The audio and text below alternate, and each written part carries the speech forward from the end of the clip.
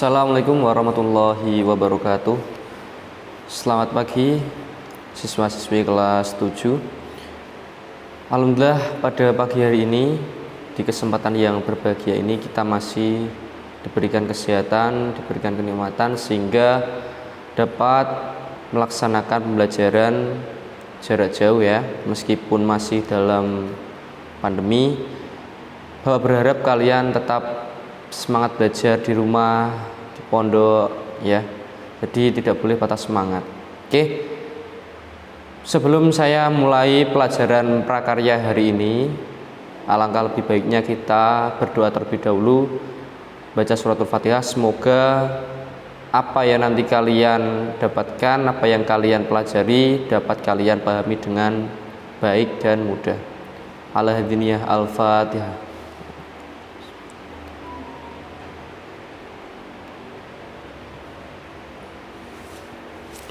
Baik anak, sebelum saya menjelaskan, silakan kalian buka terlebih dahulu LKS kalian, halaman LKS prakarya ya. Ini prakarya, silakan dibuka dulu karena kalau tidak dibuka nanti bingung ya. Saya jelaskan apa ini. Nah, silakan dibuka terlebih dahulu.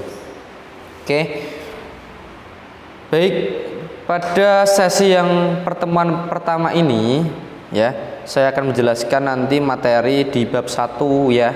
Bab 1 yaitu di kerajinan serat. Nah, jadi di semester Gasal ini nanti ada bab 1 sampai bab 4 ya. Nanti ada kerajinan serat dan tekstil itu di bab 1. Nah, yang kedua di bab 2-nya nanti itu teknologi konstruksi miniatur rumah ya. Itu ada 2. Dan yang ketiga nanti budidaya tanaman sayuran.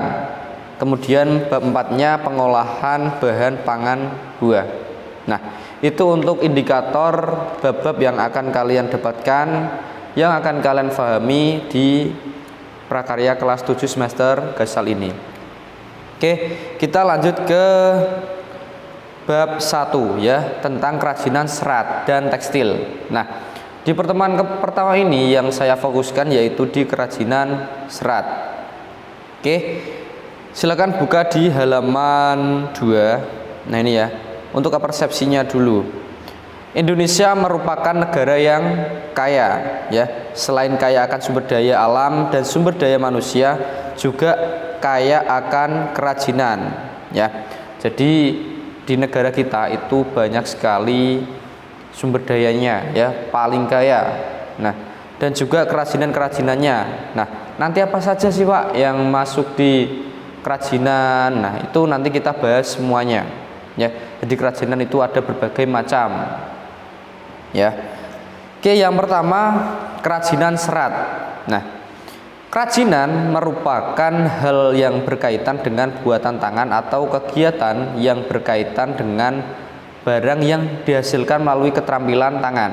Nah, jadi suatu karya seni atau karya tangan yang dibuat oleh tangan manusia. Ya, misalkan contoh kecil ya, kalian membuat dari bekas botol minuman. Kalian eksperimen, kalian buat menjadi apa? Botol minuman lagi atau dihias. Nah, itu namanya kerajinan tangan. Ya, kreatif sekreatif mungkin. Itu untuk pengertian kerajinan. Nah, kemudian kerajinan yang dibuat biasanya terbuat dari berbagai bahan, baik bekas maupun yang masih alami ya. Kerajinan ini menghasilkan hiasan atau benda seni maupun barang pakai. Nah, itu tadi yang kalian buat, misalkan apa, itu bisa untuk apa? Untuk hiasan. Misalkan dari bekas kopi, bungkus kopi, itu bisa kalian staplesin, kalian buat untuk hiasan di kaca jendela, itu bisa. Kemudian benda seni itu juga bisa, misalkan kardus ya, kardus bekas mie ataupun apa, itu bisa dibuat semacam motor-motoran, mobil-mobilan atau rumah-rumahan miniatur. Nah, seperti itu. Kemudian barang pakai. Nah, ini juga jadi manfaatnya kerajinan atau keterampilan itu sangat banyak sekali ya. Oke. Kemudian Biasanya istilah ini diterapkan untuk cara tradisional, yaitu bahan-bahan yang alami ya, tidak modern. Di sekitar kita banyak ditemukan bahan serat alam yang dapat dijadikan sebagai bahan kerajinan yang unik, menarik, dan bernilai ekonomis ya. Unik itu apa? Yaitu yang memiliki kreativitas yang langka ya, jadi bisa menarik orang ya. Kemudian menarik, nah ini menarik seseorang, dan bernilai ekonomis. Nah, misalkan karya kalian atau karya kerajinan kalian itu bagus, menarik, dan unik, nah itu juga bisa bernilai ekonomis ketika dijual. Misalkan miniatur mobil dari kardus, nah dicat dan sebagainya, itu nanti juga akan bernilai dengan banyak ya, atau dengan baik gitu. Oke, yang pertama pengertian serat alam ya. Jadi suatu jenis bahan berupa potongan komponen yang membentuk jaringan memanjang yang utuh. Kerajinan alam, kerajinan yang menjadikan serat alam sebagai bahan baku utama yang bisa menghasilkan tas, dompet, topi, dan sebagainya ya. Jadi alam itu yang bersifat memang dari alam ya. Misalkan nanti ini ya. Kemudian yang kedua, jenis dan karakteristik bahan serat. Oke. Karakteristik bahan serat alam yang menjadi perhatian adalah pada permukaan seratnya ya. Jadi nanti ada macam-macam. Nah, yang kita fokuskan pada pertemuan ini yaitu yang dari seratnya ya. Contohnya serat dari biji ya. Beberapa biji telah memenuhi persyaratan untuk diolah sebagai bahan syarat. Contohnya biji dari pohon kapas dan kapuk. Nah, ini biasanya ini digunakan untuk apa? Media-media di kasur ataupun di kerajinan-kerajinan yang membutuhkan bahan yang agak beda. Jadi variasi seperti itu. Kemudian yang kedua yaitu serat dari batang. Kalau tadi dari serat biji, sekarang ada yang namanya dari serat dari batangnya ya. Kalau tadi seratnya, sekarang batangnya ya. Jenis batang yang menghasilkan serat alam dapat berupa jenis batang yang berkambium ataupun tidak berkambium ya. Contohnya batang pohon anggrek, melinjo, mahkota dewa, ataupun beringin itu juga bisa ya dibuat kerajinan seperti apa gitu. Kemudian serat dari daun ya. Kalau tadi biji, batang, sekarang daun. Serat dari daun contohnya serat daun mendung atau purun tikus, daun nanas, pandan berduri, eceng gondok, daun abaka, dan lain-lainnya. Itu bisa semuanya yang memang dari daunnya yang dimanfaatkan ya. Oke, kemudian serat berasal dari buah ya. Ini buahnya langsung ya, karena ini kita bahas dari serat tumbuhan. Yang pertama, serat buah ini dimanfaatkan sebagai bahan serat adalah kelapa ya. Contohnya ini kelapa. Buah kelapa memiliki serabut yang melapisi buah. Nah, ini tadi ya. Oke, selanjutnya tadi kita bahas tentang serat tumbuhan, sekarang serat hewan ya. Jadi ada dua macam kerajinan serat tadi ya. Serat hewan umumnya tersusun atas protein tertentu ya. Contohnya bulu domba atau kambing, wol itu bisa dimanfaatkan. Kemudian kulit, bulu, dan sutra. Nah, itu contohnya wol atau serat domba. Nah, serat atau bulunya itu bisa dimanfaatkan ya menjadi kerajinan yang sangat baik ya. Yang pertama, karakteristiknya ya untuk serat dari wol ini yaitu yang pertama tampak berkerut ya. Yang kedua elastis, higroskopis, mudah menyerap kelembapan. Nah, jadi kalau ada udara ataupun kondisi yang lembab itu bisa menyerap. Kemudian mudah menyatu pada suhu lebih tinggi dibandingkan serat kapas. Nah, ini ketahanannya lebih baik. Tingkat penyebaran api atau pelepasan panas dan panas pembakaran lebih rendah ya, resikonya lebih rendah terhadap kebakaran. Kemudian tahan terhadap listrik statis, ya. Ini untuk contoh gambarnya ya, ini seperti macam boneka kecil dipadukan, dieksperimenkan dengan bulu wol tadi, ya.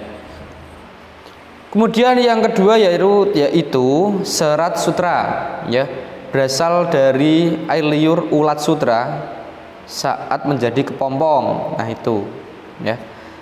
Jenis kain sutra memiliki daya jual yang tinggi karena memiliki kilau dan kehalusan yang tidak dimiliki oleh serat lain. Nah, biasanya untuk sutra ini biasanya kalian bisa menemui di pakaian-pakaian, ya, atau baju kalian yang menggunakan, kadang kalian mendengar bahan dari kain sutra atau batik sutra. Nah, itu biasanya bahannya memang dari sutra, ya, tidak dari benang dan sebagainya, ya.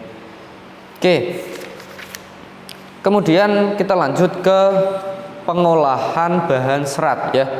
Kalau kita tadi sudah tahu pengertiannya serat alam, terus karakteristiknya, jenis-jenisnya, sekarang kita bahas cara pengolahannya, ya. Kalau kita sudah tahu bahan-bahannya, terus cara mengolahnya gimana? Nah, ini kita bahas satu persatu. Oke. Itu nanti ada 4, ya. Yang pertama pemintalan benang, ada penggulungan benang, pencelupan warna, penenunan benang menjadi kain, yaitu ada 4 step. Oke. Yang pertama pemintalan benang, ya. Memintal merupakan salah satu teknik terkuno, ya. Pemintalan merupakan proses pembuatan benang dengan memilin atau menjalin, ya. Dipintal dulu. Nah, untuk pemintalan sendiri ada 3 step. Yang pertama pemintalan cara basah atau wet spinning. Yang kedua pemintalan cara kering atau dry spinning. 3 pemintalan cara lelehan atau melt spinning, ya. Yang kedua penggulungan benang, ya. Benang yang sudah dipintal tadi akan melakukan proses selanjutnya, yaitu digulung dengan alat penggulung benang, atau biasanya itu alat penggulung terus untuk menggulung benangnya, ya. Kemudian selanjutnya yaitu pencelupan warna, ya. Benang yang tadi sudah digulung, karena tadi sudah dipintal kemudian digulung, sekarang di tahap pencelupan warna, ya. Yaitu proses pemberian warna pada benang dengan cara dicelupkan ke wadah yang sudah diberi pewarna, ya, agar lebih estetik warnanya. Kemudian setelah diwarnai, ya, melewati proses-proses tadi, kemudian penenunan benang menjadi kain. Nah, itu yang step terakhir, ya.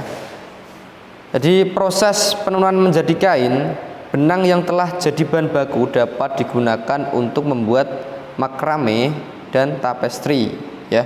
Sedangkan kain dapat digunakan untuk membuat kain ikat celup, ya. Nah, itu untuk materi pada pagi hari ini di pertemuan pertama ini, anak-anak. Jadi itu tadi yang sudah saya jelaskan kaitannya dengan kerajinan serat. Jadi tadi pengertiannya, kemudian jenis-jenisnya dan karakteristiknya. Jadi serat tumbuhan itu apa saja tadi, kemudian serat hewan dan pengolahannya, ya. Itu. Oke, sebelum kita tutup pelajaran pada pagi hari ini, silakan nanti kalian kerjakan soal atau evaluasi, ya, di LKS di halaman 15, ya, nomor 1 sampai nomor 10, ya. Nanti jawabannya dikerjakan di link di bawah video ini, ya. Untuk pertemuan yang pertama ini kita cukupkan. Jangan lupa tetap semangat belajar di rumah, ya. Kurang lebihnya mohon maaf. Wassalamualaikum warahmatullahi wabarakatuh.